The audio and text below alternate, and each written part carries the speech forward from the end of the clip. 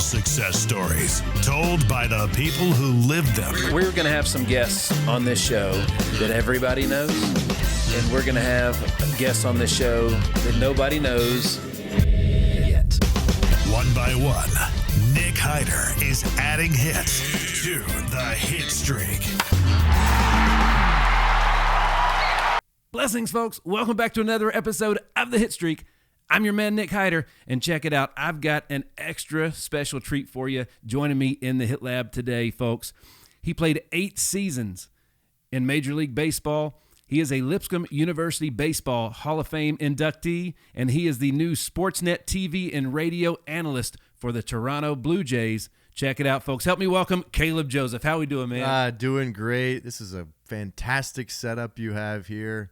Beautiful weather outside, beautiful weather inside this cubicle. Man, this is great. I'm excited to be here. Thank you for having me. Dude, we got a lot of stuff to talk about, don't we? Love it. All right, so I want to get right into something that I've been dying to talk to you about for a minute. So everybody knows that we're big Yankee fans, and obviously I love the captain, right? Big Derek Jeter fans. And you got to do something that I will never get to do, that is something that I dreamed about as a kid. You have some really cool stories about Yankee Stadium, but you were catching the game when he got his final hit, that walk-off, right? Sure was. What a phenomenal way to kind of send him off. And there's a couple stories behind it. Really, really intriguing. First off, Derek Jeter, he is exactly who everybody made him out to be. He's that guy. He's professional. He's kind. He knew my name. And being a no-namer first-year player, he was playing in his 20th season. It was really cool to just interact with him in general. But very first game at Yankee Stadium that I hit my first Major League home run. That was really cool. We were beating the Yankees pretty bad, all right? Yeah, I love that. We were beating them pretty bad. I sent it into the left field stands, and the bleacher creatures out there in left field, they threw it back onto the field, the ball. And so 9 times out of 10, that ball gets shuffled into the ball boy on the left field line, and you never really see that ball. And mind you, this was before every team was sending out a PR guy or girl to go get these balls from fans and trade them for a bat or something. Right. So it was rare to kind of get your own memorabilia back, whether it was your first hit or whatever. Those are not too bad in terms of the players are throwing it in, right? But so the ball goes down the left field corner, and Derek Jeter whistles for the ball. He grabs the ball, throws it into our dugout. And that was really, really cool. So I have the original first home run ball at Yankee Stadium, all because Derek Jeter, the captain, the all-knowing, the most respected guy on the field, knew it was some rookie's first Major League homer, and he wanted to make sure that I got the ball. So that was really amazing. Fast forward like 5 months, Derek Jeter's last home game at Yankee Stadium. Guess who's catching? That's right. Right here. So, as we all know, Derek Jeter, he comes up and he gets that base hit to right field. He scores a winning run, and I was right there. And forever, I'm immortal. You'll see my little black and orange helmet, and that was me back there. But to kind of have that, my first hit, he was involved, and then his last hit, I was involved. It was really cool. Being that close to him and in that environment was unreal. It was gives me goosebumps even to this day thinking about it, because, I mean, the guy's he's such a beloved member of baseball, just the fraternity. But being able to say I competed against that guy, man, it's one of the best things that happened in my career.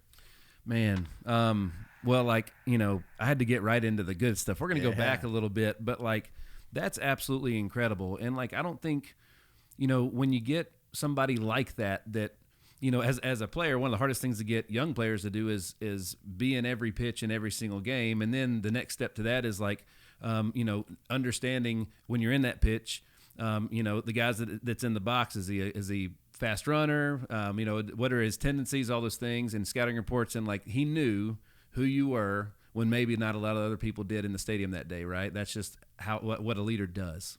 No question. He knew. And people had told me he was that guy that looked out for those type of things. It was important for him to try and find the pitcher on the field that didn't strike anybody out yet. And so when he had his first strikeout, Derek would be the one to present him with the ball or whatnot, or any firsts. And that's looking at other people first, and that's just who he was. And I had heard about this guy. I mean, everybody reveres the captain, and he does so many things right and this and that. And I'm going to be honest with you, a lot of times you meet those people in real life, and it's fabricated. They're not the same. And then you get to meet a guy like Derek Jeter, and you're looking for those flaws. You're looking for him to not be the greatest guy on earth, and he just was. He just was. I mean, for him to know my name when I walked in the halls in Baltimore, I couldn't believe it. I was in absolute shock. And he greeted me. He's like, "What's up, Caleb?" And I was like, Mr. G, you know my name? Like, are you kidding me? I just got here. You've been here 20 years. It was fantastic. But he met all expectations for sure. Man, that's so cool. That is so cool.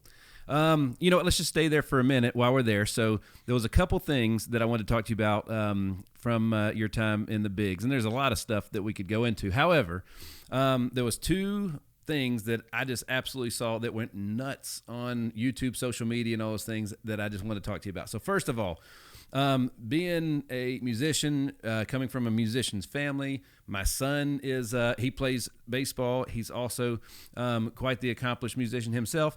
Like, talk to me about the buckets and the air drums, like, because that was incredible. And honestly, those are the reasons that probably, like, I got to play longer than I should, because people did like me in a clubhouse, right? Yeah, that's it.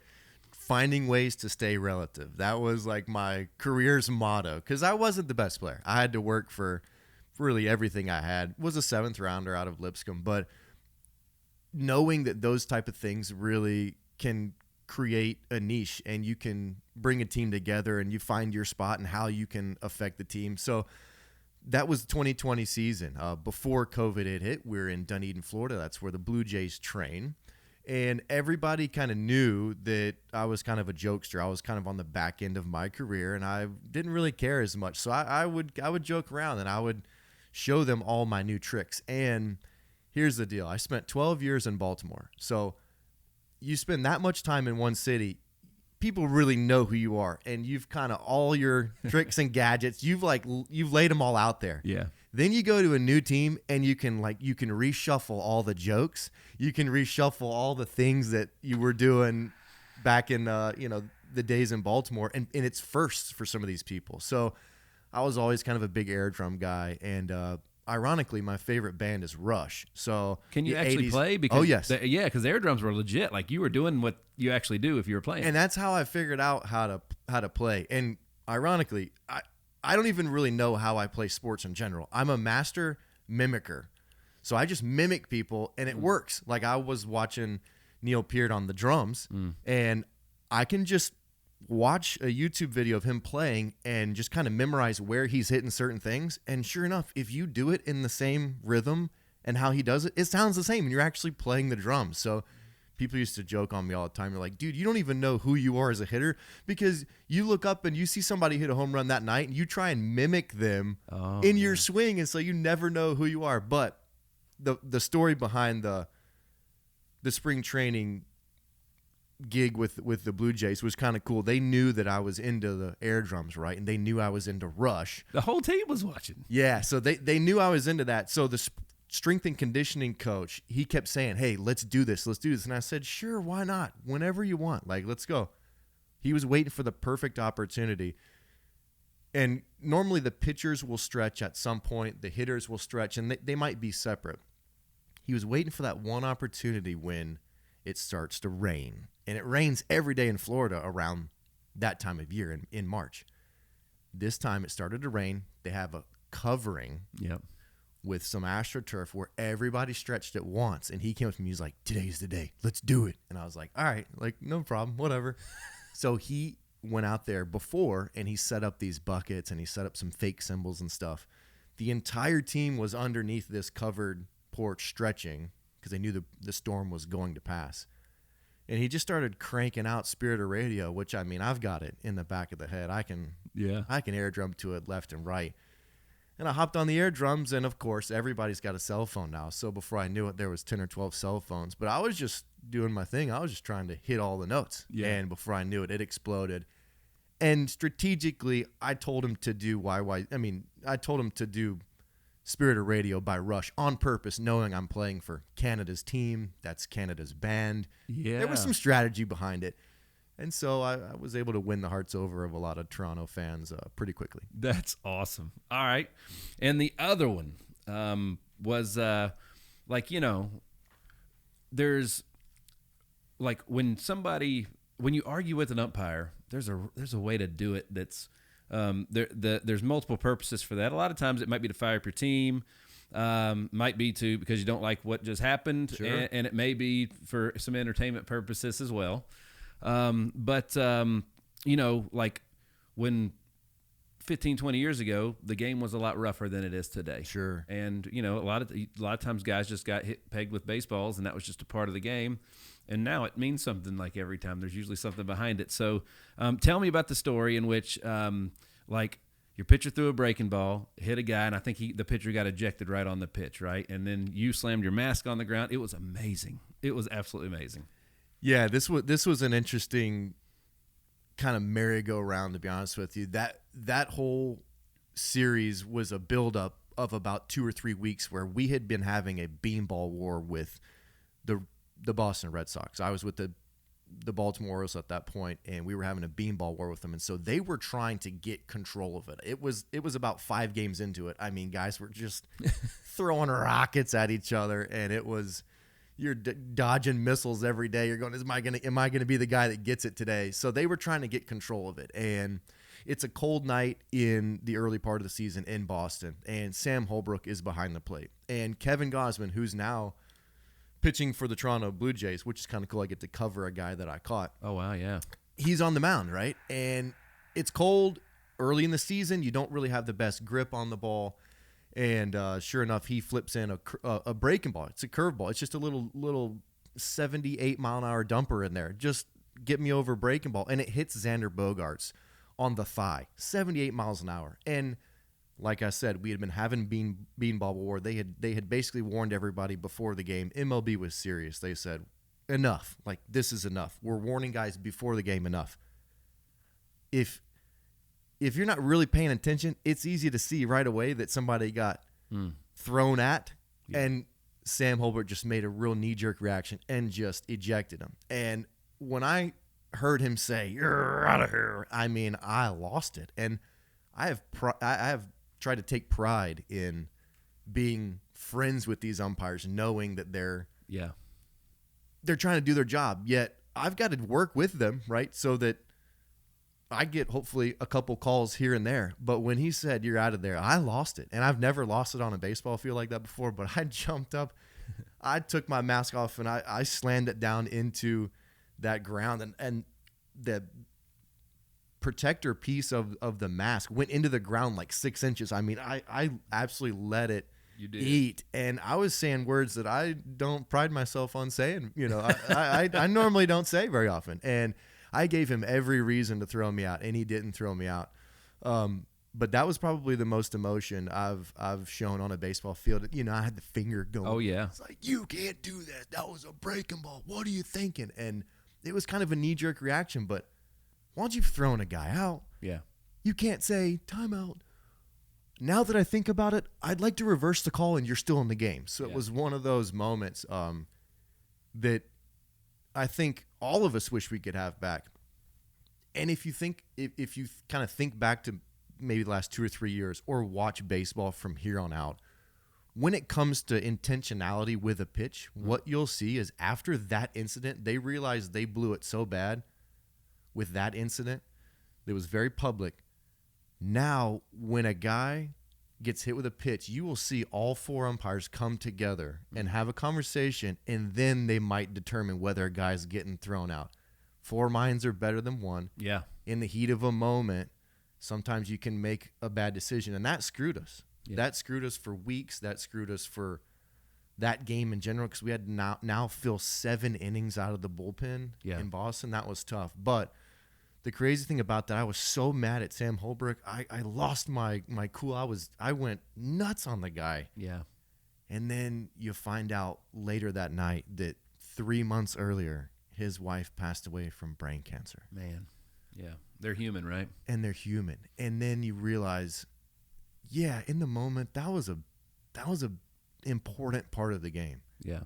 But it's just a game. It's just a game. And then you humanize the guy. Whereas I was so mad at him, and then you have empathy. Yeah. And you're going, he just made a mistake. Like, do I want to be judged on my last mistake? No. Like, it doesn't matter. It's all right. So then the next time you see him, instead of having that hateful heart for the guy, like, you blew that game for us, I don't like you, man. It was like I felt empathy for him, Yeah. And I can't even imagine. So does it excuse the decision? Probably not, but it gives you context, and like you can treat him as a human from there on out. It's because they want to get the stuff right. Yeah, they don't want to be in the middle of it all. That's don't. Right. They want to get it right. That's right. And you don't understand how fast they've been talking about how slow the game is. No, the game's extremely fast. Everything moves fast, faster than you can fathom until you've just experienced it, right? And so their job is incredibly difficult. You don't know I'm going to ask you this, but just as a catcher, the Phillies catcher in spring training, when he got ejected for putting his glove back, and then thought he was throwing it to the pitcher and stuff like that. How does when those things happen? Like, obviously, that's probably another example that they'll be talking about, kind of like yours, that might change some stuff. Because like you could see the catcher kind of turn on, he's like, wait a minute, what? Like, what just happened? If it wasn't spring training, who knows what would happen? There would have been more of an argument. And that's JT Realmuto, who's arguably the best catcher in the big leagues right now. Maybe Adley Rutschman in Baltimore is a close second, but yeah, that kid's legit, man. Yeah, dude, he's really good. So Realmuto in the spring training. And a lot of people don't realize spring training, you have the alternate umpires. So a lot of times the veteran major league umpires, they only want to call 2 or 3 games from behind the plate. So most of the time they're going to be on the bases. And it's a good time for the guys that are in AAA that they're wanting to graduate up to the big leagues. It's a really good time for them to be evaluated. Yeah. And get that practice without it really counting because it's spring training. But they're behind major league players, and so they get the speed and the break and all that stuff. Yeah. But a lot of them are trying to announce their presence with authority, right? To take a little like who ejects people in spring training? Nuke Lelouch line, right? So you understand they're trying to showcase their skills and show that they can be in control. And my understanding is the pitch before that, they had been called for a pitch timer violation, which was Craig Kimbrell. He's got 12, 13 years in the big leagues. He actually lives in Nashville, Tennessee. Didn't know that. Yeah, big guy. Nice guy. And so he was mad. Realmuto's a 10-year vet. He's mad. So there was already something a little bit brewing there, and then I think the umpire got embarrassed. Yeah. I think when he went to place the ball, Realmuto, there's a cadence, which there's a cadence to like the foul ball, and then you put your glove back, and then it's in the glove. And if it's not in the glove at a certain kind of cadence, you think that he's throwing it back. So the foul ball was hit. He reaches his glove back for the umpire to place the ball into his glove. He must have fumbled it in his ball bag, the umpire, that is. Yeah. And kind of panicked a little bit, and Realmuto thought he was throwing it back. So as Realmuto is pulling his glove back down, thinking he's just going to throw it back, the umpire's now taking the ball to drop it into the glove, and it drops on the ground. So it's fumbled, and he probably felt embarrassed. And so, of course, everything's personal nowadays. So he thought Realmuto must have done it on purpose and ejects him. And at that point, the funniest thing about it is Realmuto probably wanted to be ejected anyways because it's a spring training game. That's Nobody right. really wants to play those games, especially a 10-year vet. But, yeah, it happened pretty quick. All right. So your college coach was the same college coach I had, right? And he gave you one of the best compliments you can give an individual when he was in here. And because we were talking about, I told him, I was like, yeah, man, like, I'm older than you a little bit, right? So I was one of my part-time jobs was umpiring while I was still trying to make it as a player. And I'm umpiring you as a 16-year-old playing at Vanderbilt, and you were playing third base, which, by the way, like, we're going to talk about that for a minute. You caught in the big leagues. You could have played infield in the big leagues, but you had I just remember you wore white batting gloves. Oh yeah. And baseball players sometimes you can just look at a guy and be like, that guy's a baseball player. You had that look to you as a 16-year-old. You were just better than everybody else by a lot on the field. But Coach Jeff said that, like, he was like, man, like, what Caleb did, maturely, like how he developed as a human being and as a leader from the time that, because you were already at Lipscomb when he came there, Right. and then how you finished, and like, dude, like the way that he said you evolved was one of the greatest compliments you can give a man. And it has to do with him. A lot of it had to do with him. He helped me grow up. I will say it. I said it at my Hall of Fame induction speech. I said I was a selfish, just self-centered, conceited little kid when I got there. And all I wanted to do was play Major League Baseball. And I think that's every kid's dream, right? But I was pretty serious about it. I was using, or wanted to use, Lipscomb as an avenue to get to the big leagues. First off, in all honesty, I was kind of TO'd that I was at Lipscomb. I wanted to play at a big school. I wanted to play at Vanderbilt. I wanted to play in the SEC. I wanted to go big. I really wanted to be drafted out of high school, and there was an opportunity for that to happen, but they couldn't meet the demands that I wanted in terms of price, money-wise, so I said, nope, I'm not going to go. So before I knew it, I didn't get drafted. I didn't play in the SEC like I wanted to, and I had to end up at Lipscomb. Yeah. That was the greatest thing that ever happened to me, to be honest with you. It really was. And it's funny how when you look back at certain things, you want it to go one way, and you don't see the provision of the Lord in certain ways until at the very end. Yeah. And boy, I'll tell you what, I can look back now and I can really see it. But in the middle of it, I was angry. I didn't want to be at Lipscomb. But the good thing about it was I could use that to propel myself into a position where I could be drafted. Third generation Lipscombite, if that's even a thing. Yeah. So all my aunts and uncles, my father played there, my uncles played there, and I just wanted to be bigger than that. But boy, I tell you, I was in the right spot at the right time because of Jeff Forehand, and he helped me grow up. He was like a mentor. He worried about my mental growth, my personal growth, growing into being a man and a good person and an unselfish human. Yeah. And he got me to buy into the team. And boy, I tell you what, then things started to change. Then I found a lot of pride in playing for the Bisons. Then I found some purpose in my teammates. You start finding these things that, boy, I never even thought of. I just wanted to play my games, hit my home runs, get drafted, get out, see you later. Thanks a lot, guys. Yeah. Boy, I tell you what, found something totally opposite. Found a bunch of teammates that, like you said, friends come and go. Teammates, oh man, they last forever. That's right. And we've got a thread of 20, 25 guys, teammates that we were champions with.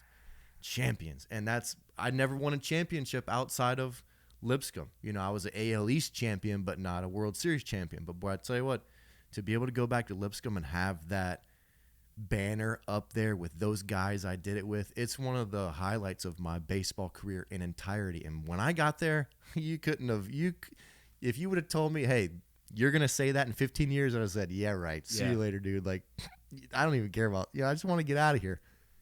Coach Jeff Forehand at Lipscomb was that guy that allowed me to see that, hey, you know what? It's not all about you. Yeah. And that trajectory sent me on my way because I was a backup catcher in the big leagues. You know, at the time you think, I'm going to be a starter, I'm going to be this guy. Boy, I tell you what, backup catcher is an unselfish position. And if I didn't have that training and if I didn't have that mindset going into it, I might not have lasted as long as I did. So credit to him. He's a what's the word? He's such an amazing person when it comes to it's formation, but he's creating men. That's right. To go out into the community and be more than just baseball players. And his legacy is going to be amazing there because he's done it for a long time and he's continuing to do that. Yeah. The people he's touched has been fantastic. Agreed. And he was very young when he showed up on the campus at Trevecca. He wasn't much older than we were at the time, and he made an immediate impact and changed that program almost overnight with that. So, you mentioned. So a couple things. So first of all, you have I have a cousin that has a very unique story similar to yours. So my cousin, his name's Bob Montgomery, was a standout player here in the 60s. And maybe a little younger than that, but he spent 10 years in the minor leagues and then backed up Carlton Fisk in Boston for 10 seasons. And then he went on to do, he was the color commentator for the Red Sox for another decade or two. They called him Monty up there. And the reason, so first of all, he was a really good player. They always used to say he was good enough to play at other places, but after 10 seasons in the minor leagues, like, he wanted that pension. Like, Sure. The best way to 10 seasons, playing 20 years of pro ball is staying healthy. He had a really good gig. I think he was like a 280 career hitter or something like that as a backup. He's a smart guy. That's right. And then went on to do the color commentating and stuff. But it was all about because they liked him so much. They knew he could get it done on the field. But again, your biggest role, if you're the backup, I was always the backup at the professional levels. And I figured out real quick, if everybody liked me in the clubhouse, that was where I spent a lot of time. I got to stay there, right? And that was something that they used to always say about you as you were a player at Lipscomb, how you had developed and turned into like a franchise-type player that you could build something around, a program around. And then it was like only your second or third season in pro ball, they were saying the same things. And that's one of the best compliments you can give a player, to do that, you know. And you, all that came from, you think, from Coach? Yeah, I do. You hit on so many things there. That's absolutely right. That when you're not the star guy, you've got to find, like we said, find ways to stay relative. But the presence in the clubhouse, you can help so many players in so many different areas when you're not playing. And that's what I learned. It's so easy to just worry about yourself, especially when you get to the pro aspect. Everybody, especially in the minor leagues, everybody's just trying to make it to the next level. And it's easy to just go on your way and not worry about your friend. And I'm going to take care of my business because for all I know, in 2 days, I'm going up to AAA and you're staying here. Yeah. Well, I tried to take a different approach, and you try and invest in your teammates. And it's easier to do when you're a catcher because you forced to work with like 13, 14 different pitchers. Yeah. So I knew that my separator, it wasn't going to be that I could throw 115 miles an hour down to second base and hit 25 home runs in a season, even though I hit like 22 one year. That's right. It was going to be the relationships and being able to work with those guys and creating that trust. Because I knew those guys that I was catching that were going up, that they were going to have a voice when somebody at the pro level asked them, hey, what do you got on that guy down there? And I was that guy. And if they said, oh, I love throwing to him, he invests in me, he cares about my sequencing, he talked to me after the game, and we got better. Like, I got better when I was playing with him. That's who I wanted to be. I wanted to be that guy, so that, just like you said, I could try and have longevity in the career. And then if you have an injury here or there, you get to step in and then really try and put up some stats. But for me, that's what I tried to go 10 years in the big leagues, and it's almost funny how I tried to do the exact same path, and I ended up getting parts of 8. And boy, from a little kid from Franklin, Tennessee, if you'd have told me 20 years ago, hey, you won't get 10, but you'll get parts of 8 and you'll have a ball, would you sign up for it? I would have signed on the dotted line immediately. That's right. Well, man, like, watching you play, like, I thought you were just as good of an infielder as you were a catcher.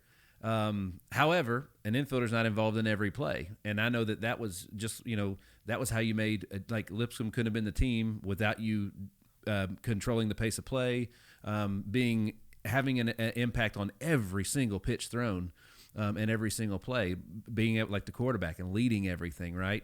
Tell everybody about your draft story, because I actually didn't know this, about your draft story and how you actually were going to get drafted as an infielder. Because I'm telling you, dude, like, as a third baseman with the pop you had and everything, it was cool. It was fun to watch. Like, when you went to college as a catcher, I was like, wait a minute, what? Right. I didn't know you could do that. Yeah, that was really ironic. I wanted to be an infielder. I wanted to be a shortstop. I had pretty good hands, pretty decent transfer, little pop in the bat. You had a lot of pop. Probably. Yeah. Well, those DeMarinis back in the day, they were hot. You know, so I think they've done a little something to the bats now to deaden them a little bit. But I profiled probably as an infielder. I was 6'1", 6'2", probably around those days in high school, and no more than 165, 170 pounds, but I had some whip in the bat. So you don't really look at that frame and go catcher. Yeah. I went to high school, and the last year of my high school career, when I was a senior, the catcher there broke his hand, and I had already committed to play baseball at Lipscomb. So it didn't matter. I didn't care. I wanted to try and win a high school championship. So I said, okay, nobody else can catch. I'll catch. I'm not trying to audition to be anybody else's shortstop or second base. I called him. They said, yeah, sure, no problem. Well, that's when people go, wow, he's actually a really good catcher. And I'm like, yeah, but I'm pretty good at short too. Yeah. So I go to Lipscomb, and the quickest, fastest way to play right out the gate was to catch. When I was there, they had Tad Brewer. Tad Brewer was drafted by the Anaheim Angels at the time. And so he was a really good shortstop. And I wasn't going to step right in and kind of take his job. The quickest opening was at third base. I mean, at catcher. Gotcha. So I ended up saying, okay, let's just do that. I just want to play. I want to play because I can't get drafted after my first year. So it doesn't matter. I'm trying to build an offensive acumen, and then if I have to go play shortstop the last 2 years, it's fine. Yeah. Started playing catcher, started doing really well, had some scouts going, hey, man, you need to stick here. This is your fastest way to the big leagues. Like, you're pretty good in the infield, but this is really a thing. And I thought, I really don't want to catch. Like, those foul balls hurt. And like Fred McGriff told me many years ago, little ball hurts, man. Yeah. It's a little ball, but it hurts. When it hits you, it hurts. And, I like fielding ground balls and kind of the showboating you can do and just the smooth. And I kind of like that or whatever. And catcher, you're just hidden behind the mask. You're getting foul balls and stuff, and it's just a brutal position. Yeah. So I say all that to say that I didn't even want to be a catcher. I really wanted to be an infielder. The day before I got drafted, I had been going back and forth at Lipscomb.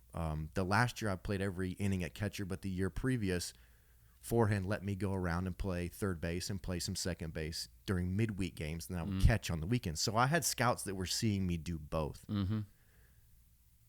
The day that I was going to be drafted, first and foremost, my brother was drafted before me in the 4th round by the New York Yankees. Still mad about that. He was a high schooler at Franklin High School. Corbin was drafted in the 4th round by the New York Yankees. And so all my family was, oh, it's okay. Don't worry. Your time will come. I said, I know. Because I just got a call from the Chicago White Sox, and they're going to draft you as a third baseman. So I was pumped. I was like, oh, yeah, third base. Like, hot corner. My dad played a little bit of third base when he was at Lipscomb. This is cool. And I can hit a little bit. Nice. So I'm waiting. The ticker's going down. And not 10 seconds before that Chicago White Sox were going to draft me, the Baltimore Orioles were picking one pick before that in the 7th round. And so I'm waiting to see when Chicago's next. Okay, now we're good. And as I'm watching the ticker, and now with the 7th round of the 7th pick, the Baltimore Orioles draft catcher Caleb Joseph from Lipscomb University. And I was like, whoa, wait, what just happened? My family was all there. We were in total shock. Like, whoa. Like, you're not going to Chicago to be a third baseman. You're going to Baltimore to be a catcher. So it was this huge flip. It was really cool. So now my brother's in the East. I'm in the East. Now we're thinking, oh, man, we're going to play against each other for a long time. And it was really cool. But I went from being a third baseman in Chicago to a catcher in Baltimore literally in a matter of seconds. Yeah. But it worked out. It worked out. It's one of those things that I wanted to do something, and I think the Lord had other plans, and I didn't know how to trust. Now I'm learning how to trust, but boy, you look back in the provision on all of it, it's like, okay, yeah, that was best, because I would have gotten eaten alive at third base because I had pop, but not big boy pop like some of those guys have now. Gotcha. Well, your brother, we were talking about this before, had like the sweetest swing, like, and did he get, so how much time, did he get any big league time? So he's finished, right? He's finished. He's doing some exterior lighting stuff. He's got his own company going. Congratulations. Yeah, he's doing great here. And with so many people moving to the Nashville area, he's got quite a few clients. And, we're all kin to like the degree of separation, right? I mean, we're so many people we know. He's doing well, but yeah, smooth, sweet swing. He played for 15 seasons. He got parts of 3 years in the big leagues. Played for 5 different teams, actually. Wow. 3 in his last year in 2000 and was it 20? Was it 20? These years all run together. Yeah. When you've been hit in the face as many times as I have with foul balls, you've got scrambled eggs for brains, and so it's like 18, 22, one of these years. Very, very sweet swing, left-handed. He had Major League time. He made his debut with the New York Yankees and played with Jeter, played with Cano, turned a double play. He's actually made Major League history. He's the only player in Major League history to make his debut in a doubleheader and play both games of a doubleheader. Most people that make their debut, they're pitchers because they get called up as the 26th man. They're going to make a debut. They pitch one game, and then they're gone. He played in both games. That was in 2013. He actually beat me to the big leagues in 13, and then had time with the Orioles, had time with the Pittsburgh Pirates, the San Francisco Giants, and the Oakland A's. So we got to play together in the big leagues in 2018 for like 6 weeks, and that was arguably one of the coolest moments of my baseball career. We had talked about wanting to do something like that, but man, you 30 teams and everything's gotta like work out so perfectly. That's right. And it was just another provision that, man, you look back and go, how many brothers can say not only did they play high school baseball together, but they got to play professional baseball together in the lower levels, and they got to play Major League Baseball together? Yeah. So we're pretty blessed. And, yeah, he lets me know all the time that he could hit better than me. So it's all good. It's all good. Sweet lefty swing. He did have, man, it was just beautiful. It was beautiful. Well, talk to me a little bit about your family, and for me, my life changed when I actually found my faith, and made that a part of my everyday life and raising a family. I say it all the time. I think that, outside of Jesus, I think the greatest gift God can give us as a kid. It's like people tell you all the time what it's going to be like. You just don't know. You can't describe it. It's too special. You can't put words to it, right? So tell us a little bit about your family. Well, married this is going on our 11th year to my wife, Brooke. Wow. Brooke is from Arizona, but she went to Trevecca, which is right down the street. Yep. She played college volleyball there. My sister introduced us, so that was really cool. We have 3 kids. We have Walker, who is 8, Nora is 5, and we have John Cannon, who is 2 months old. Oh, wow. So we have some sleepless nights. Yeah. But that daddy strength kicks in, and you just get going. So that's right. Well, you can no longer play man-to-man defense. You're zoned now, right? It's a circus. I mean, when we wake up, I turn the phone on, I pull the YouTube app up, and I just play. It's just a circus, like every day, because 2 to 3 is huge. Mm-hmm. 2 to 3 is massive. But like you said, family really did change a lot, and it changed a lot for me.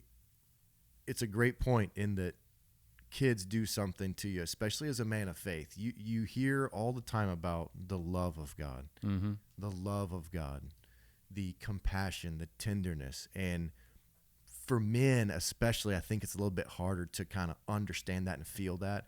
And my father modeled that to me, but nobody can model that love as the true father. And when you have a kid, there is something about when you have him and you're holding him, you kind of see it differently. Yeah. You see and you feel love differently. Like, okay, I will do anything for you. And maybe I'm not going to be able to express it very well because I'm a man. I'm going to try and show you. I'm going to try and really explain to you how much I love you unconditionally. No matter what, I will do anything for you. And then it gives you perspective as to how your creator feels about you. And that was kind of the first time that I felt like I truly felt that love when I had my son Walker, knowing I'll do anything for you. I truly now believe my Father in heaven will do anything for me. That relation, that correlation, I couldn't feel it as much until I had my kid. So I think that's big. Absolutely. As a, like you said, having a kid, it changed you, and you feel something that you've never felt before, and it just, my son made me want to be better when he was born, because when he was born, I was a different person. That was a long time ago. He's 13 now. He'll be 14 this year. And then it's so different. We tried for our daughter for the better part of a decade before she showed up 2 years ago. And so we were 29 when we had our first, and 40 when we had our second. And all I can tell you is that, we're better, we're different, financially we're in better shape, like Sure. but physically we're not. Sure. So like, just picking her up all the time, she's getting heavy, she wants to be carried all the time. When my son was young, he was on my shoulders, we were bouncing around, and she's just so different. And then you have a daughter, and then it's like there's a whole different type of love that you didn't know you could have. Sure. But you just, when you have these children, you just, like, it's all in God's plan, I think, and man, when he came along and then she came along, it's just like, we have built-in babysitting, which is kind of cool. He's great, but at the same time, as teenagers, we're all fools, right? So we're dealing with that too. But man, it's just amazing how they change you, and how important your faith is, because that's the foundation that you build everything up from, right? Talk to me about your journey in your faith, because as a teenager, I went to church. I was raised properly. Sure. Was baptized before my 16th birthday, and went to Christian school, and then came out and spent the next 15 years just lost. Didn't know who I was, lost my faith, lost a lot of things. Talk to me about your journey in your faith and how that's impacted your family or even your career. Sure. Yeah, very similar. Grew up in the church, and was, every time the doors were open, we were there. Would miss sports games to be there, and learned a lot. Learned a lot about the Bible, learned a lot about the history, just learned a lot. I knew the Bible, and I knew right and wrong, and that's something I'm really proud of. I was taught right and wrong from a very early age, and I think that's really important. And I never lost my faith. At all. I feel like I have matured, continuing to mature each and every year. The game of baseball, it's built such around failure that you need something that's steady. And man, when you are one for your last 35, you got to have something that's steady. And some people turn to the bottle, some people turn to women, some people turn to all these other things. Luckily, I had my faith to kind of keep me grounded as best as I can. But boy, I tell you what, I wish I could have a do-over. I really tried to lean in it, but I wish I could have a do-over because of what I know now and how I've grown even in the last 2 or 3, 4 years in my faith. I'm selfish. I want to do it myself. I feel like I can do it myself. And you know what, Lord, I'll let you know when I need you, but until then, I got it. Like, I'm pretty good, and in your name, I'm gonna make these decisions, and in your name, I'm gonna do that. I was that way too, yeah. But maybe that ain't it. So maybe it's, what do you have for me? How can I step into your story? I just want to be a part of your story. Not, this is my story with little Jesus on my shoulder. Like, so learning and trying to figure that out has been, it's honestly been more post-playing than it was playing, but it's been huge, and it gives you a totally different perspective on a lot of things, because sometimes the biggest thing for people that have done baseball or any sport or anything really in general for as long as we have, it's transitioning that's the hardest. And I had poured my time and effort into baseball for 15, 20, 30 years of my life. What are you going to do next? When it starts to get towards the end, the anxiety of what am I going to do next? And boy, I tell you what, I had some really, really cool mentors and some really deep faith folks pouring into me, helping me understand what was next. And boy, I will tell you, I was scared of what baseball would look like without it. And I'm way happier without that playing side of the game, the constant pressure, the constant performance pressures. And now I feel like I'm really stepping into a really good groove. And faith-wise, I couldn't have seen this coming. I literally tried to enact and do the things that my mentors were telling me. Like, you've got to, like, this is his plan. Like, when are you going to stop trying to make it your plan, man? Like, this is his. Like, just trust. He's got you. Like, you have got to trust that he's got you. And what he wants for you is best, not what you think is best. So I have tried to step into that, and I'm telling you, are the paychecks a little bit different? Absolutely. But I love my job. I love my life right now way more than I did playing. And I'm telling you what, you would have said that 15 years ago, I would have bet the farm that couldn't be true. The being a man of faith as well. One of the things that I used to beat myself up really bad when I would sit down at night and think about how I handled all my situations with work, family, how, I blew up at my kid because he did something dumb. And I heard something one time, and it was like, if you were 85 years old and you can go back in a time machine and do those things differently, would you? And then if the answer is yes, then like before you handle that situation, just do that. Like ask yourself, when I'm 80, 85 years old, if I go back, what would I do different? And I started to, instead of reacting, I would respond. And I would take that approach with, like, before I'd blow up on him, I would think, going back again, am I going to feel good about this? Wish I'd handled it differently. I started doing that with my wife. I started doing that in the workspace. And that changed the total, like, the trajectory of everything that happened from then. And it made, we were listening to a video before about how criticism is an investment. And, and it is important to growth, especially when it comes to leadership. But at the same time, I told a story yesterday when I was on another show about how when my son was 5, I blew up. I just had a meltdown. And God gave me a gift. Like, I saw myself through their eyes somehow. I don't know. I can't describe it. Sure. And I was just grossed out and ashamed of what I saw. And that was the moment that I started praying. And then that whole time machine thing happened, right? As a parent, I don't think I would have got that lesson if I didn't have kids at home. You know what I mean? Mm-hmm. How much is, because kids are funny, dude. Oh, great. How much have they changed you as a man? Oh, they've softened me up a little bit. Yeah. Especially my daughter. That's right. Oh, man. Daughters are great. And everybody said, she's going to have you wrapped around her finger. And I thought, I don't know about that. Because I'm kind of a dad guy. I like to be outside. I like to do this.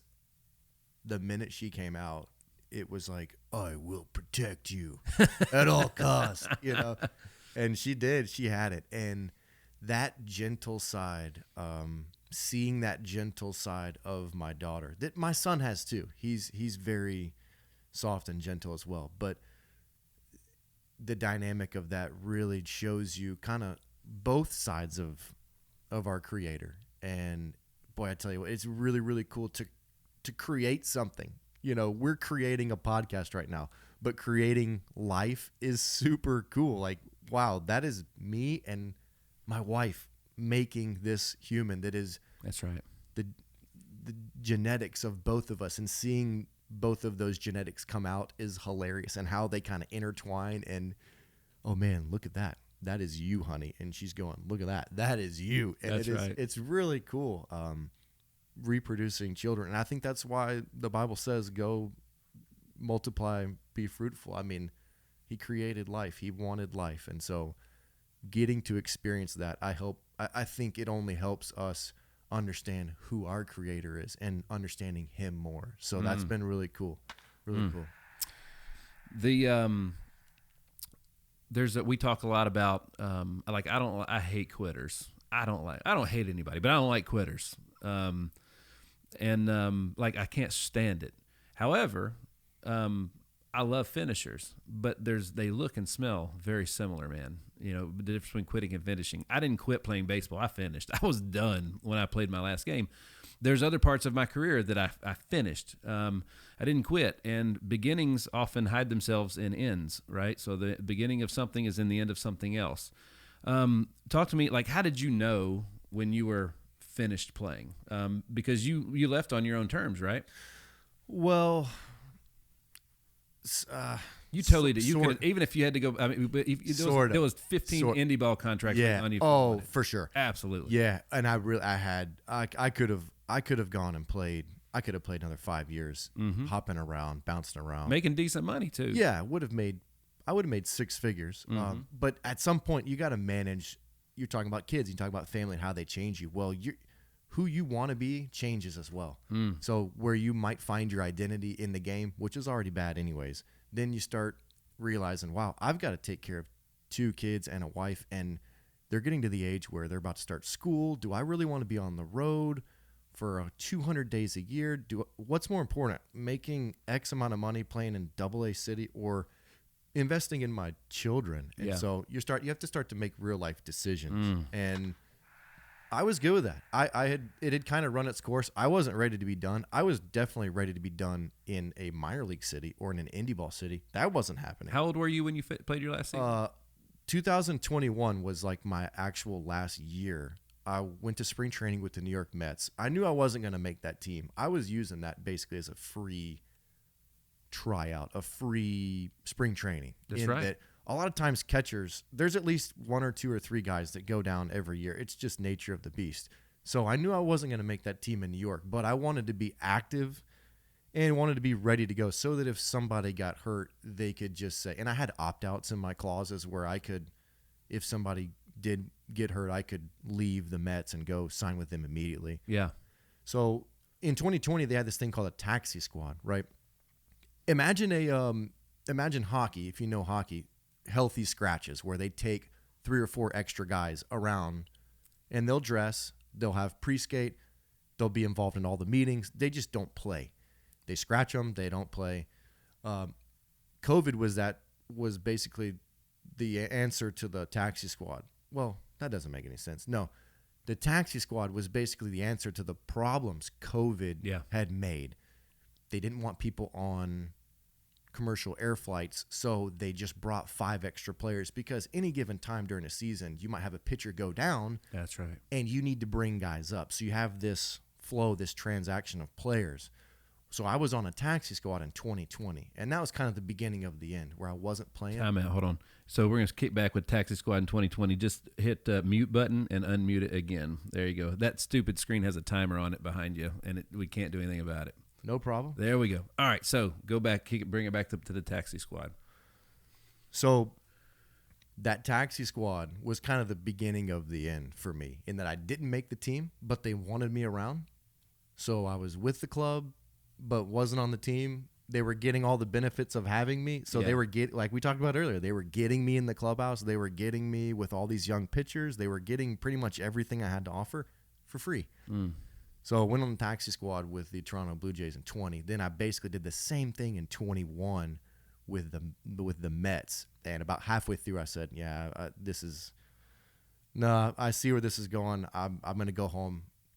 About a week later, I got a call from the Seattle Mariners. They wanted to sign me. I was under the impression I was going up there to be put on the Major League roster. That did not happen. I was on the taxi squad again. So at that point, you have to figure out, okay, how many more lives do I have in terms of trying to go back and forth, find a team? I felt like it was most important to make some money at that point. So I played that season out. I was with the Mariners the whole rest of the season. They missed the playoffs by 1 game. Got to be really good friends with Ichiro Suzuki. Wow. That is super sick. So, yeah, we'll go there. Go there. I forgot to tell you about that. We'll go there. That was amazing. And it ended up being, like, again, a blessing in disguise because the friendship I have with him, I would have never gotten had I not been on the taxi squad with the Mariners. But after that season, then I figured, okay, nobody wants to sign me. I haven't played in 2 years. I'm 36, even though I feel like I'm 26. Yeah. I mean, I got a nice limber body. Like, I'm not like your natural catcher who's hobbling, after 10 years. He's like, oh, my knees are going out, my shoulders. Dude, putting on socks at the age of 40 as a former catcher, like, it's just, I dread it every day. The floor is so far away. There you go. And I'm not far behind you, but as long as I can swing a golf club, like, I'll be good. That's but right. I knew at that point, it's just nobody's going to sign me. And I'm not going to go try and play AAA somewhere. So transition, and it's been a really good transition so far. I struggled big time, and both Tim Corbin and Jeff Forehand both, we talked about this in depth, and they said, this is real. I started playing baseball at the age of 5, and I played my last season at 27, right? So at 28, I had no idea who I was outside of baseball. I had a major identity crisis, and it took me the better part of 10 years to figure out who in the heck that was and what that person was going to do to make this world a better place. How did you, like, and I almost felt like, even though I left on my own terms, I was almost ashamed to tell people I was done. Sure. You know what I mean? Like, I felt like I'd finished, but I didn't feel like I had finished still at the same time. Sure. Right? So there was still that, like, I kept saying, did I quit? I was still that doubt in my mind. How did you, like, so back home, everybody kept up with you, right? And And when I would talk to Jeff or Rhymes or any of those guys, I'd say, hey, man, how's Caleb doing? What's going on? And they're like, man, they just love him. When he's done playing, he's going to have a job. They've been saying that for years, dude. I don't know if you know that. They've been saying that forever. And lo and behold, you got one, right? And it's a really good one. But like, how did that come about? Did you know it was going to happen? Like, what were you thinking was going to happen after baseball was done? Yeah, great question. No idea. I really didn't. I had a couple irons on the fire in terms of some TV, some radio stuff. I had 4 or 5 different opportunities to coach. But I thought, man, coaching sounds pretty cool. Love baseball. But then I thought, time out. It's the same schedule as playing. Yeah. So the biggest key for me was trying to figure out how can I stay in the game, because I love the game. Yeah. Been around it, but at my own terms, at my own pace, because I don't want to be gone for 200 days a year, 230 days a year. I want to be dad. You know, I don't want to look back and say, you know what? I had a cool career. I got to be in the big leagues and do this and coach and play and blah, blah, blah, blah. And I loved my job, and my kids don't know me. Mm-hmm. What does it matter? Like, I've got a job here to raise my kids in the way of Jesus. And you've got to find a way to balance that, because we all need I need my purpose as a man. I need to do something. That's right. And find something I'm passionate about and go do it. If it's building houses, and if it's creating content, if whatever it is, go find a passion and go do it. Mm-hmm. But at the end of the day, I've got to help raise these kids. So I had to make, like you said, those kind of big boy decisions and say, I want to do something that I can pick and choose where I want to go. Mm-hmm. It just kind of found me. Like I said, I had mentors that were really helping with how to search that out, because I wanted to go right away and just start putting out feelers and flyers. That's what I had to do as a player, right? To try and stay relative is, hey, I don't, what does your catcher situation look like? Do you need a guy? I can be that guy. I see you guy over here. I played with that guy over there. Ask him about me, because maybe I can go over here. And you're always kind of self-promoting, right? Right. And they told me, back off. Back off and let the Lord tell you what your next step is. And boy, that was tough. Oh man, that was tough, because I spent a whole career trying to get my next job. Yeah. Especially towards the end of it. It wasn't hard in Baltimore. But those last 4 or 5 years, you're trying to find your own job. So to say, hey, sit back and you might not do anything for a year. I'm like jumping out of the chair. What? Yeah. Not do anything for a year? So I started a little fun landscaping company. I like cutting grass. If it's good enough for Forrest Gump, it's good enough for me. That's right. So, hey, he mowed that grass for free. That's right. So, like, I was like, all right, man. So I like doing it. I have all the equipment. I have commercial grade stuff. I enjoy doing it. So I just started about 10 yards. I have some friends and family, 10 yards. I started doing that and trying to back off and just be. But I needed something to do, some sort of purpose. So before I knew it, I was doing a radio interview with the Toronto Blue Jays. Only played 3 games for them. Right. And had the drumming thing. Had a speech that kind of went viral in the playoffs. So that was a little 2 claps and a Ric Flair thing. Whoa, it's pretty cool. Mm-hmm. Again, all my claim to fame is having nothing to do with actual baseball. It's air drumming. It's like speeches. It's nothing having to do with baseball. So it's hilarious. And before I knew it, I was doing a radio audition. And that was cool. I thought it went terrible. They called me the next day. They said, hey, you got the job. Oh, wow. Like, radio, sick. Like, let's do. And I'm looking at the schedule. They're talking about week on, week off. I'm going, yes, that's in the time frame. That's perfect. That's kind of the same lifestyle we've had, except home is home, not some apartment in some AA city, some major league city. Home is home. Talk to my wife about it. Starts to look a little bit better. And then before I know it, Buck Martinez, who's done radio in Toronto for 30-something years, not radio, TV in Toronto for 30-something years, he has a health issue where he has to step away. Before I've even done a game on radio, because we had to work out a lot of the custom stuff and make sure that all the contractual stuff was figured out. Before I'd even done a game on radio, they called and said, hey, we need you on TV like tomorrow. And I'm going, time out. We we're going to do radio stuff. You want TV? I have no training in any of this. Yeah. And by the way, have you seen this face? It's a face for radio. Okay? Like I'm got a face for podcast, audio only. I never use this. Hold on. Yeah, there we go. So they're going, no, we need you on TV. So again, like the provision, trusting, backing off, because that's what I really wanted to do. Yeah. I just, in my heart, I wanted to do like some TV analyst stuff. But the opportunity to do some radio present itself. And yeah, like, okay, like let's just back off and just step into it. And before, like, it's like trusting. The minute I started trusting, he started giving you more, you know, and it was like, okay. And before I did a radio game, I did a TV game. It was unbelievable. So It's a great gig. I'm super happy about it, super proud. And I tell you, it's so much fun. Absolutely. It's so much fun. And I'm in the game, but I'm not. I have no performance pressure in trying to hit 98 and a banging slider on the outer half. Like, oh, forget that. I mean, I watch the games going, I don't know how you guys are doing it, but I'm glad I'm not having to do it anymore. That's right. I get to comment on how hard it is and not actually have to do it. So it's a great balance. Well, we're going to get into the Ichiro stuff, but I have one more question before we do, and that was a lot of people. Most common question I get asked when it comes to baseball is people don't understand. Like, it was a big gap from high school to college, but the gap from college to professional for me was way bigger. Like my one of my, I think it was my very first professional strikeout, which was one of my very first at bats. I struck out and I ran back to the dugout. All right. Because if I didn't do that, Jeff would have got me, dude. Oh, yeah, you know sure. What I'm saying? We did everything full throttle. Sure. And then, so I struck out and ran back to the dugout. And my pitching coach, Todd Etler, who I wouldn't have made it as long as I did, and somebody that's incredibly special to me today, and we still stay in touch. He met me at the top of the dugout, and dog cussed me real good. And I was like, I hustled back. What just happened? He goes, "Are you excited you struck out?" I said, "No." He said, "It sure looked like it to me." And I was like, "Well, what was I supposed to do?" He goes, "You have until you get to the guy on deck to get over it. And then you got to tell him something that you learned and then move on and get back to the dugout." He's like, "But you might need that time to walk to get over it, to get back." And I was like, "Thanks, man." He goes, "Well, it's still going to cost you $50 in kangaroo court, but they got me."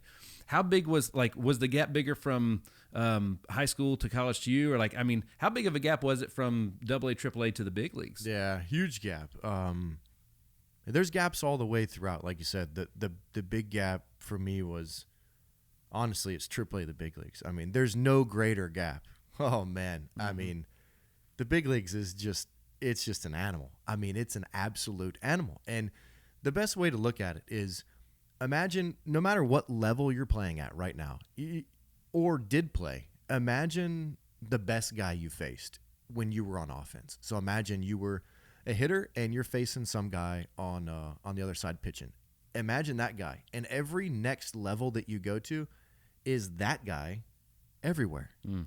So you're in college, you face one guy that throws 92. The minute you go to pro ball, everybody throws 92. Mm-hmm. But then there might be one or two guys that throw 94. Mm-hmm. Then you go to AA. Mm-hmm. Everybody throws 94, except now there might be one or two guys that throw 96. And you see how the gradual – and the big leagues is a joke. The big leagues is a joke. 80 to 85% of those guys are unbelievable. And then there's 15 to 20% that can kind of be interchanged. Guys like me, I'll admit it. Yeah. That can be interchanged for that 4A player, which is a guy that's in AAA that does well enough to be in the big leagues but can't really stick in the big leagues. But the gap between AAA and the big leagues is it's almost immeasurable because those guys in, like I said, the 4A guy that you're typically playing that is the best player in AAA isn't even good enough to stay up there. Yeah. So if you're good enough to really be one of the best guys in AA or in AAA, in A-ball, or even like college, like you just go to the next level. These guys are going to the next level and can't stick. Mm. People told me all the time, they said, it's not really that hard to make it to the big leagues. It's harder to stick. And I thought, you guys are insane. Making it to the big leagues, there's only been like 12,000 people in the history of the game to ever do it. Yeah. Making it is almost impossible. And you're telling me it's not that hard to make? You guys are clowns. Nope. The hardest thing is making it. Once you make it, you just hang out and get it done and then go, oh, boy, were they right. Yeah. I can't tell you how many teammates I saw that made it. Yeah. Never saw him again. Had 2 weeks, never saw him again. And I'm telling you what, Major Leagues is a beast, and especially in the AL East. Yeah. It is a beast of a division. It's not for the faint of heart. It's not for the weak in knees, and you got to grow up real fast, or the game will just eat you up and spit you out. That's right.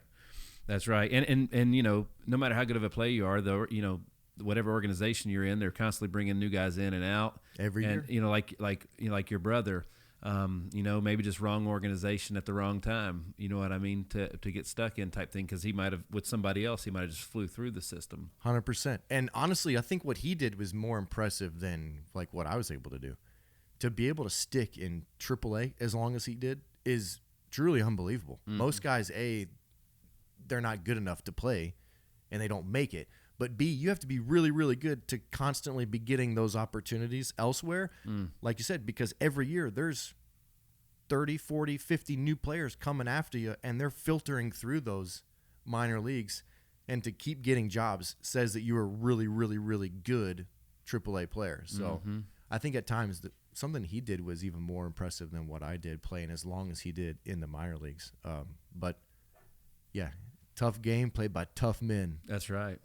All right. Well, as we get close to the end here, so Ichiro is unbelievable. Unbelievable. And I don't know him. I'm a fan. So tell me about Ichiro. I'll give you some exclusive info here on this. Uh-oh. Listen up, folks. Here we go. Okay.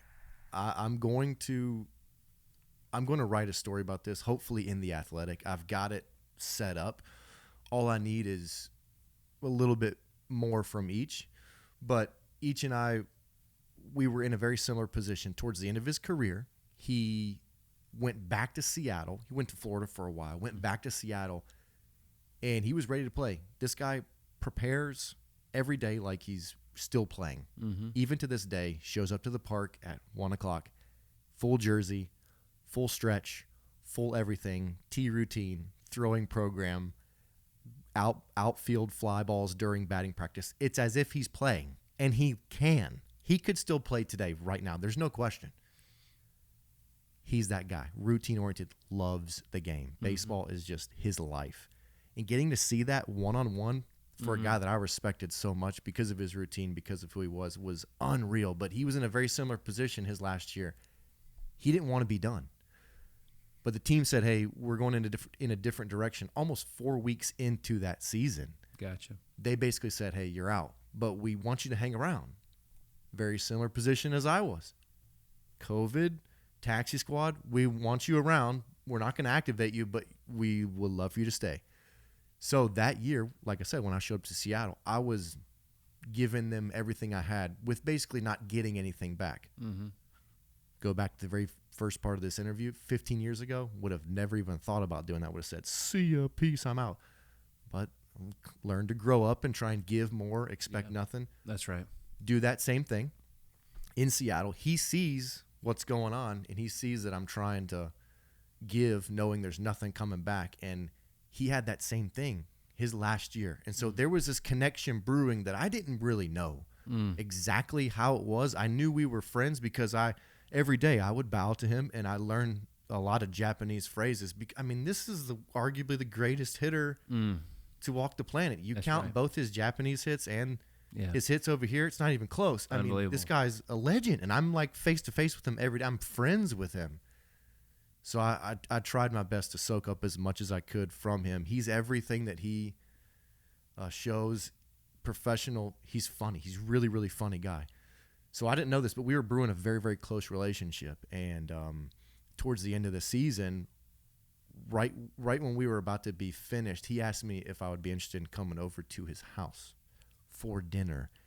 And in the Japanese culture, that is the biggest thing you can ever do. And when you invite someone into your house, the most intimate place, that is the most honor, the most respect. And so I was invited to his house, and only 3 teammates he ever played with went to his house. Wow. 3. King Griffey Jr., Jay Buhner, Edgar Martinez. Oh, my God. Legends. And some guy that was on a taxi squad that never played a game for the Seattle Mariners. Wow. Joseph, right here. That's, dude. Went to his house, had dinner, 5-course meal. Unbelievable. He took me down underneath his basement where all of his memorabilia is, which it's like a museum. It's unreal. I mean, walking by, seeing all of his silver sluggers, his gold gloves, all of the unbelievable amount of awards he's ever had. Mm-hmm. It was priceless. So getting to know him, again, like I said, one of the best parts of my career, having nothing to do with baseball, just being in the right spot at the right time, being friends with an absolute legend. The information that I'm going to give you, see how I kind of like really set that up. Like That's super right. long-winded. The information I'm going to give you is going to come out. I need a little bit more from Ichiro, but the information, overall that time that we spent together, I found out something that I don't think anybody ever knew or knows about Ichiro. I'll tell you here right now. Ichiro wanted to be a pitcher. Okay. This is the greatest hitter possibly of all time, and definitely my generation. He wanted to be a pitcher. He had an injury where he was hit while he was riding his bike. Oh, man. Totally destroyed his shoulder. Okay. Could not throw. It became mental. He had the yips. They had to put him at first base. He just wanted to play. So he's playing first base because it's not a long throw. And he starts hitting. He was a pitcher. He rarely hit. He wanted to play. So, well, I can't pitch. Maybe I'll just start hitting. He just starts hitting. And he never stopped. And he never stopped. Yeah. Dude didn't want to be a hitter. Ran over on a bike, destroyed his arm, got the yips. It took him, he said it took him almost 7 years to get rid of the yips. And back then, this was 30-something years ago, there wasn't sports psychology and sports performance and a culture that was really big into the kind of shame and guilt culture in Japan. Yeah. If you had some sort of erratic behavior with like a yips, he was battling a lot. Yeah. And didn't even want to do it. He wanted to be a pitcher. Ends up hitting. He's pretty good at it. Wanted to be a pitcher. Kept hitting. Drafted as a hitter. In Japanese culture, you drafted as a hitter. Like, you're going to be a hitter. I don't care if you want. Like, you're good. We draft you as a hitter. You're hitting. So he hits and he hits and he hits and he hits. Before you know it, he's got thousands and thousands and thousands of professional hits. That's right. And some of the greatest throws to ever come from an outfielder. You're exactly right. He was able to figure out how to get over that with the throwing. But at that point, he was the best hitter ever, basically, to walk the earth in Japan. Comes over to the United States, same thing. And now he's got the arm back, and now he's throwing rockets from right field. Yep. Unbelievable. So relationships are the best currency, man. They are the best currency, and you've got some awesome ones. That one is incredible, and one that I know you'll treasure for all of your time here on this earth, right? Yes.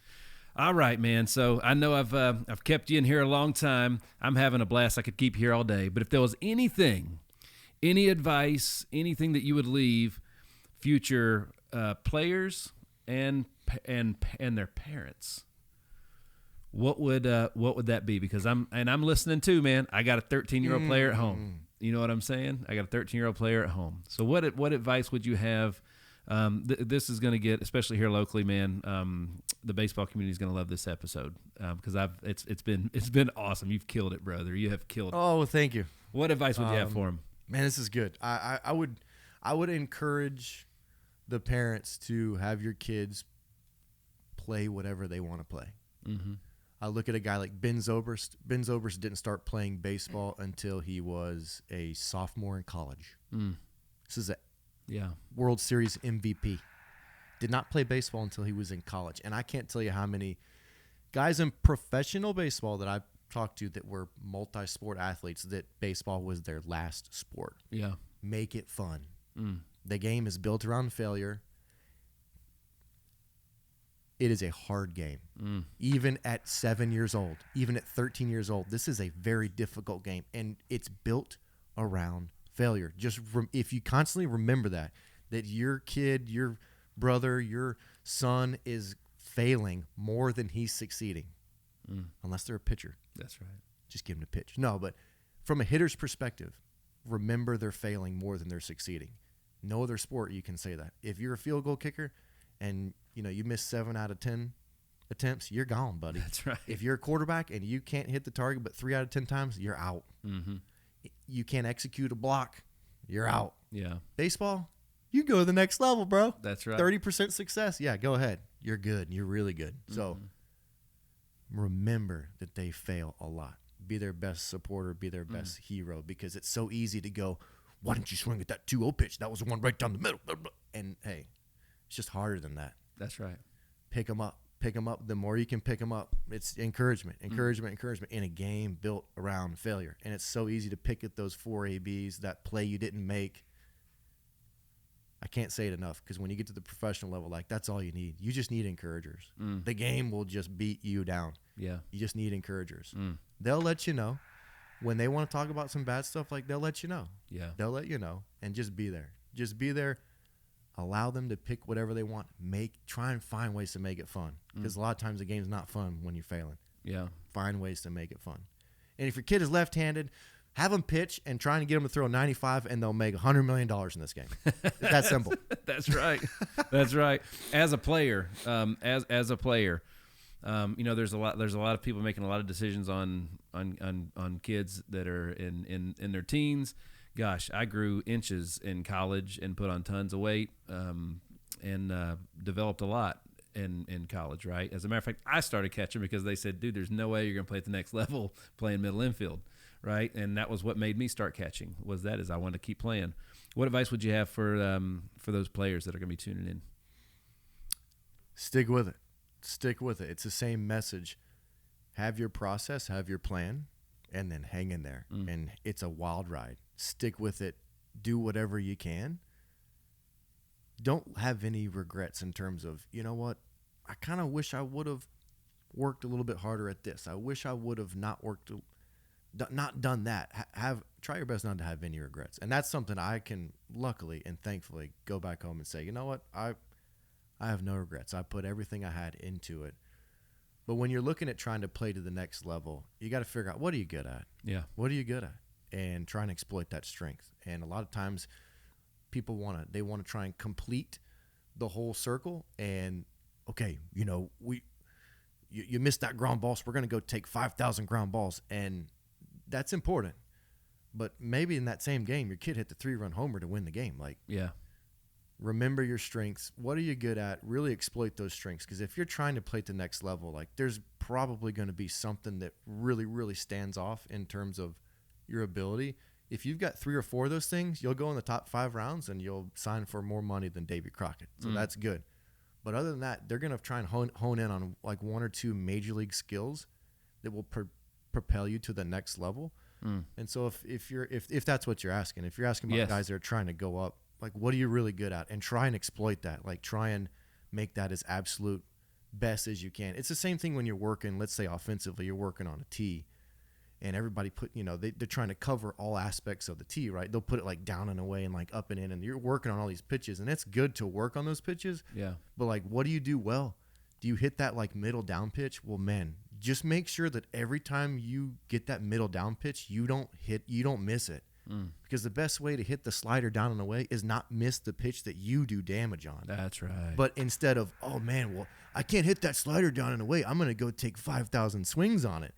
And you feel good about it, but like, no, the best way to hit that is not miss your pitch. And you'll get 1 or 2 in the AB. And if you're a pitcher, it's the same thing.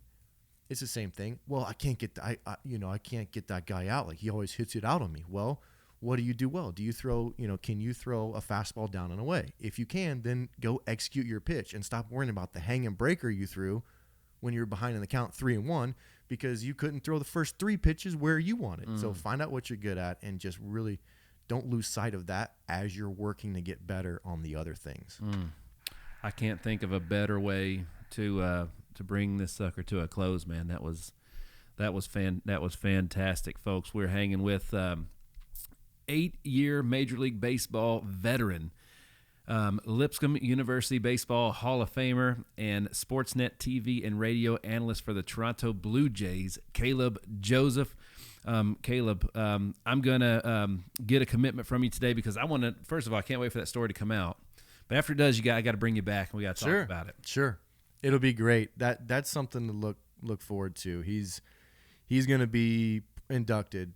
I think it's this year. Well, obviously towards the end of this year, like December when they start to announce it. And I've been invited to Cooperstown to do this. Yeah, I'm like in the circle of trust. Like meet the parents. Mm-hmm. Greg, you're in the circle of trust, Greg. Like I have entered somehow the circle of trust. So I'll keep you updated with that. Dude. And it'll be fantastic. It's incredible. Well, on behalf of all of us back here in Nashville, dude, like you've done a great job. You've made everybody, so many people are proud of you, man.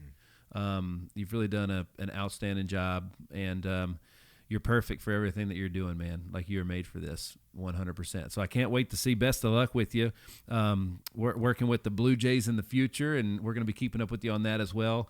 Have some fun, and if there's any, we'll be looking for if there's any secret hidden hand gestures he'll give us when he's talking to Nashville. Yeah, we'll have to figure that out. We'll figure it out, and we'll try and test the audience, see if they can catch them. I love it, man. Well, once again, big shout out and thanks to former MLB Major League Baseball player, 8 seasons in the bigs, the current Sportsnet TV and radio analyst for the Toronto Blue Jays, and new Lipscomb University Baseball Hall of Famer, Caleb Joseph, for hanging with me today. Folks, thanks so much for tuning in to another episode of The Hit Streak.